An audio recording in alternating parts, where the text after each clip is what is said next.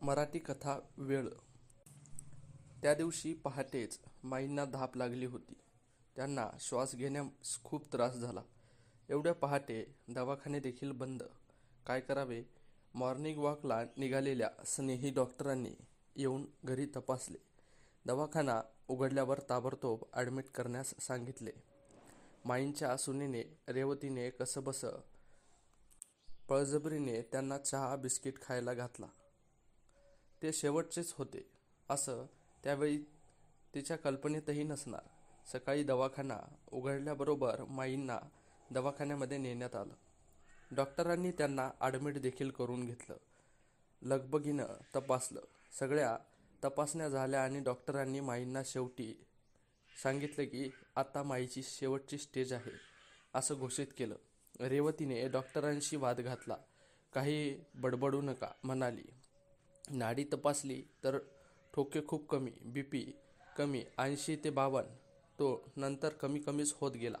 आधीच त्यांना लो बीपीचा त्रास. डॉक्टर म्हणाले की किडनी फेल आहे, फक्त रक्त चढवावं लागेल, प्लाझ्मा पण द्यावा लागेल. धावाधाव सुरू झाली होती. नाईलाज त्यांना श्वास घ्यायला त्रास होत होता म्हणून व्हेंटिलेटर लावले. कोण जाणे त्यावेळी रेवतीला व्हेंटिलेटर जणू देवच भासला. तिच्या मते व्हेंटिलेटरवर ठेवलं म्हणजे माई नक्कीच वाचणार. आशा सोडली नव्हती. गेल्या 2-3 वर्षांमध्ये माईच्या पोटामध्ये पाणी होत होते.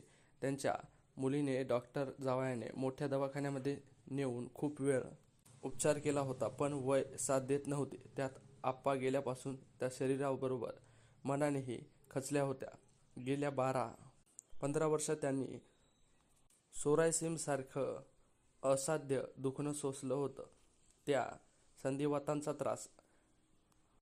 हालता चालता नीट येत नव्हतं. आयुष्यभरामध्ये कबाड कष्टांचा आवाज आता चालता चालता हाडातून येत होता. तितक्यात डॉक्टरांनी नातेवाईकांना बोलावून घ्या असे सांगितलं. माईच्या धाकट्या लेकानं हायच खाल्ली. त्याला रडू आवरेना. काय करावं सुचेना, पण कळवावं तर लागणारच. माईच्या मुलाला कळवलं तर मुलगी व जावाई लगेच निघाले. खरंच मुलीची माया जगावेगळी असते. 2-2.5 तासात दोघेही हजर. माई नेहमी म्हणायची की डॉक्टर भुंग्यासारखं गाडी चालवतात. डॉक्टरांनी येऊन रिपोर्ट पाहिले. त्यांना कळून चुकले की आता माई काही वाचणारच नाही. पण माईंचा जीव कुठेतरी दुसरीकडे अडकला होता. त्यांचा दादामध्ये दादा मोठा मुलगा होता. त्यांच्या दादामध्ये तो वयाच्या 13व्या वर्षी शिक्षणासाठी घराबाहेर गावाबाहेर पडला होता. तो पुन्हा कधीच घरचा झालाच नाही. खरं तर शिक्षणासाठी गेलेली मुले क्वचितच खेड्यामध्ये माघारी येतात किंवा बहुधा पाहुणा म्हणूनच घरी येतात. माईंचा मुलगाही गेला. तो परगावाचाच झाला. त्यांचे शिक्षण, नोकरी, लग्न, मुले सगळं काही शहरातच झालं. माई पूर्वी कधी 1-2 वर्षातून त्यांच्याकडे जायच्या.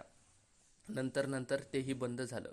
शहरी संस्कृती बरोबर गावाच्या संस्कृतीचं पटत नाही हे त्यांना कळून चुकले होते. माईंचे यजमान आप्पाच्या भावा बहिणीच्या जबाबदारींचे ओझे पेलताच गेले. त्यांच्यामुळे स्वतःच्या संसाराकडे व मुलाकडे त्यांचे दुर्लक्ष झाले आणि माईच्या मनामध्ये कायमचा खेद राहिला की त्यांचा मुलगा त्यांच्यापासून कायमचा दूर गेला.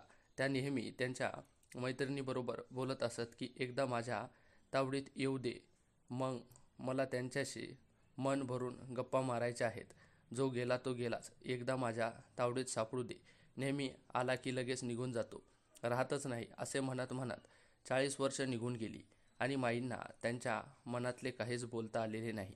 त्या आयुष्यभर झुरतच राहिल्या. नंतर त्रागा करू लागल्या की आता मला त्यांचे तोंड देखील पाहायचे नाही. माझ्यासाठी त्यांच्याकडे वेळ नाही. त्याला म्हणावं की मी मेल्यानंतर येऊ नकोस, मला अग्नी पण देऊ नकोस. 1-2दा तर दादांना फोनवर बोलता नाही अशाच धाड रागावल्या. माणसाचं काय असतं हे कधी कळतच नाही. जे हाती नसतंच त्यांच्या हव्यास असतो. अरे असो. अशा माईच्या साहेब झालेल्या मोठ्या मुलाला रेवतीने फोन केला व म्हणाला, दादा, माईची तब्येत खूप गंभीर आहे. त्यांना दवाखान्यामध्ये ॲडमिट केलं आहे. डॉक्टरांनी नातेवाईकांना बोलावून घ्यायला सांगितलं आहे. पण दादांनी नेहमीसारखीच यावेळीही येण्यासाठी अनिच्छा दाखविली होती. मला वेळ नाही, खूप अर्जंट कामे करायची बाकी आहेत. उद्या आले तर नाही का चालणार? रेवती म्हणाली की दादा, डॉक्टरांनी लास्ट स्टेज सांगितलेली आहे. मी माझे सांगायचे काम केले, तुम्ही काय ते ठरवा. असे म्हणत रेवतीने फोन ठेवला. मी विचार केला की सोशल मीडियाने माणसांना जोडलं आहे की तोडलं आहे. पूर्वी लग्नपत्रिका महिना आधी लोक पाठवत असत. नातेवाईक कार्यक्रमास हजर होत, पण मृत्यू पावलेल्या बातमीचं पत्र सर्व विधी उरकलेही तरीही मिळत नसे. पण आता तर तसं नाही. तर काय, माईंच्या दादांना कळवण्याचे कर्तव्य रेवतीने केले. आता वेळ दादांची होती कर्तव्य पार पाडण्याची. त्या दिवशी संध्याकाळ होती, तरी माईची तब्येत काही स्थिर होत नव्हती. रेवती व विभाताई दिवसभर माईजवळच होत्या. दिवसभरामध्ये माईंनी अनेक वेळा दादाबद्दल विचारलं. सकाळी बोलत होत्या तोपर्यंत बोलल्या, नंतर इशाऱ्याने विचारू लागल्या. त्या दोघी काय बोलणार? त्यांच्याकडे प्रश्नाचे उत्तरच नव्हते. त्यांना या क्षणीही त्यांच्या दादांशी बोलायचे होते. मनातलं साठवलेलं सगळं बोलायचं होतं. राग, प्रेम व झुरणारा झरा वाहून द्यायचा होता. पण हळूहळू त्यांची स्थिती खालावत गेली. शरीरातील एक अंग काम करेनासे झाले. संध्याकाळी ब्लड प्रेशर अगदी लो झाले. आता त्यांना खाणाखुणा पण करता येत नव्हतं. वाचेने साथ सोडली होती. त्राण नव्हते. तोंडावर लावलेले व्हेंटिलेटर काढ म्हणून त्यांनी रेवतीला वारंवार सांगितले, पण तिच्या हातामध्ये काही नव्हते. त्यांना रक्तांच्या बाटल्या व प्लाझ्मा देऊन काही उपयोग झाला नव्हता. देवाची प्रार्थना केल्याशिवाय दुसरा पर्याय नव्हता. आणि संध्याकाळी माईचा दादा आला. आल्या आल्या माईची चौकशी केली व ICUमधून भेटायला गेला.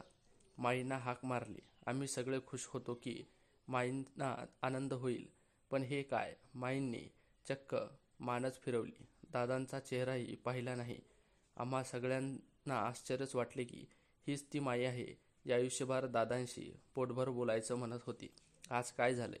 दादांनी 3-4 वेळा हाक मारली, पण माईंची फिरवलेली मान पुन्हा वळवलीच नाही.